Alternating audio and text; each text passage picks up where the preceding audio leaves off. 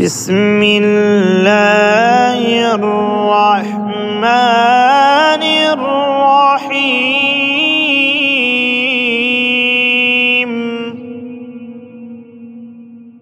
قل أعوذ برب الناس ملك الناس إله الناس